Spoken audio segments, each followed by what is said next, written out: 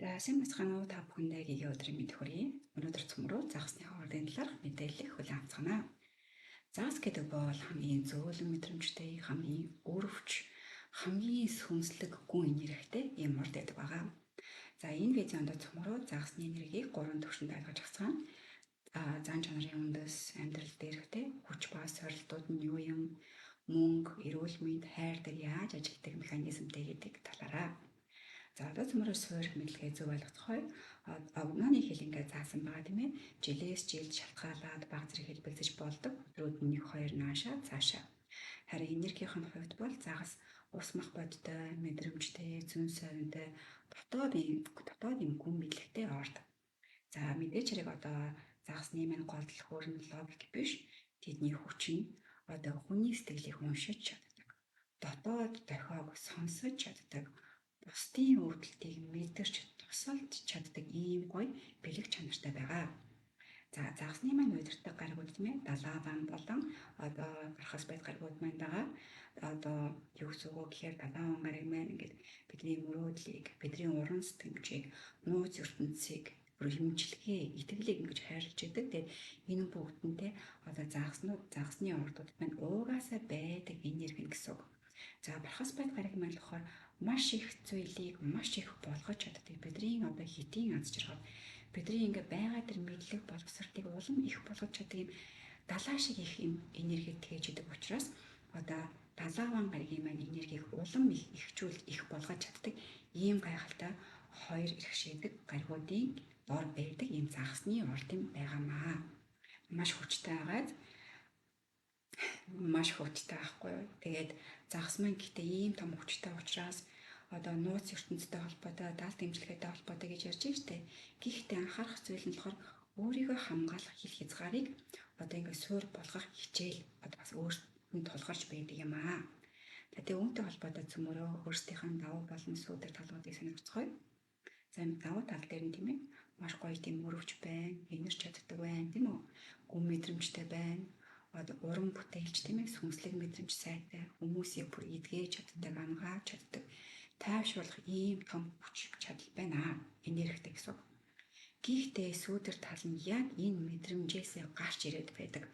Юу вэ гэсэн үг гэхээр одоо хит мэдрэг болоод тийм үү өөрийгөө хамгаалж чадахгүй үед ядардаг. За тэгээд бүр эргэлзээ төрнө.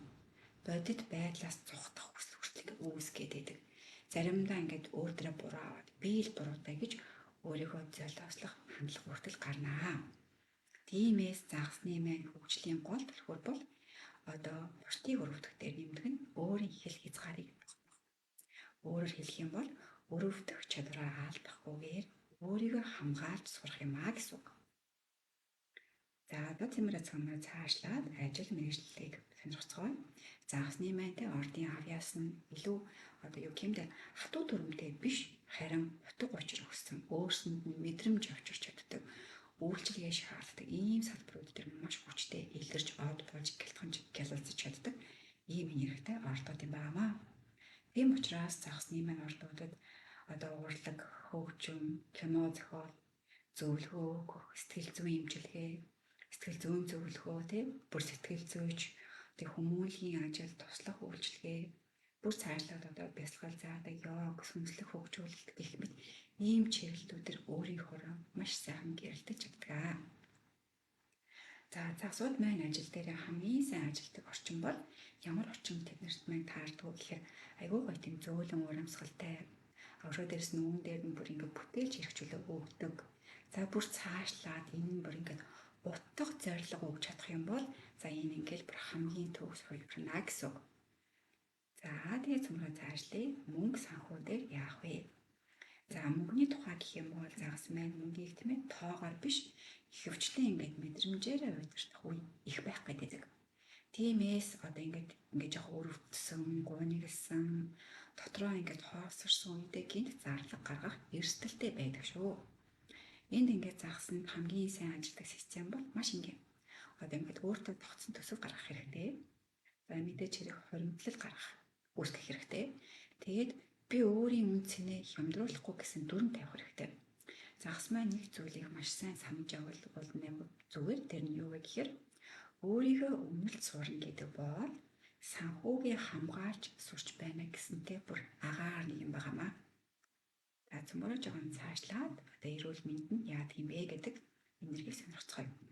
Загсууд маань эрүүл мэнд дээр хамгийн чухал нь юу байдаг вэ гэхээр одоо бие болон сэтгэлэнтэй салангад ангиж өрөөсөө биш. Стресс, нойр, сэтгэл санааны хэлбэлцэл нь загсны ордуудад маань ингээд шууд физик биед нөлөөлдөг. Тийм учраас загсны ордуудад маань хамгийн тохирох хүчтэй эмчилгээ юу вэ гэхээр одоо усан эмчилгээ. Энэ нь одоо усан дараах, усан спорт хичээллэх тийм үү, усан дотор гоё тайвшрал авах, амралт, чанартай унтах хүртэл хамаарна. Тэгээд зөөлөн хөдөлгөөн, алхалт, йог, сонголт хамаарна. За гэхдээ хамгийн мэргэжлийн нэг зөвлөгөө бол үгүй гэж одоо хэлж сурах. Яг хэрэгтэй үед нь хэлж сурах хэрэгтэй. Учир нь одоо загас маань тийм бусдыг буцаар байгаад өөрийгөө ядраах эрсдэлтэй байдаг. Хэлэх хязгаар бол загасны ордуудын маань эрүүл мэндийг хамгийн том хамгаалах одоо ийм үг юм байнамаа. За одоо цөмөрөө сонирхолтой мэдээлэл орцгоё. Энэ ямар мэдээлэл вэ гэхээр тэдний маань хайр, тохирох ордууд ямар гэдэм бэ гэдэг. За хайр дээр загас маань тийм үү? Одоо маш гүнзгий холбогдох. Тэдний хайр бол халамжтай, итгэл, сэтгэлийн гүн холбоо дээр тогтгоо. Загсанд ингээд зүгээр нэг хайртай гэдэг үг биш. Харин ингээд гоё дулаан мэдрэмж, итгэлтэй орчин хамгийн чухал. Загсны маань хайрлах хэлэнд гоё ингээд мэдрэмжээ илэрхийлэх бүх байдлаар жижигхэн ч гэсэн хамаагүй ингээд гоё халамж өгөх. За тэдэндээ үнэнч байх, тайван орчин бүтээг тэндээ хамт байх гэдэг юм байгаа. За гэхдээ загас маань өөрийнхөө алдаатай зуршлаас бас болгоомжлж явал зүгээр байгаа. Тэр нь юу вэ гэхээр өөрийгөө золиослох. Яагаад гэхээр хайр гэдэг чинь тийм ээ яг өөрийгөө алдах биш. Хайр бол хоёр хүн зэрэг хамгаалагдаж, зэрэг өсдөг энэ орон зай гэдгийг ерөөсөө мартаж болохгүй. За тэгээд тохирох ордууд дээр зөмөрөө харж ин тийм ээ мэлхийн орд хайгуугай халамж дээр сэтгэлийн дулаан дээр тогтно. За хилэнц маань гүн холбоо үнэнч зан дээр тогтно. Өврөгдтэй болохоор доктортой байдал итгэл дээр тогтно. Тэгээд материалтайгаа хамгаалалт бодит дэмжлэг гэж авч чадаж тогтдог байдаг байгаа. За ингээд энэ хичээлээрээ цөмөрөө загсны ордын мэдээллийг ойлгож авлаа. Тэгээд дараагийн хичээлээр цөмөрөө уулзцгаая. Астроос улаан байлаа. Баярлалаа. Баярлалаа.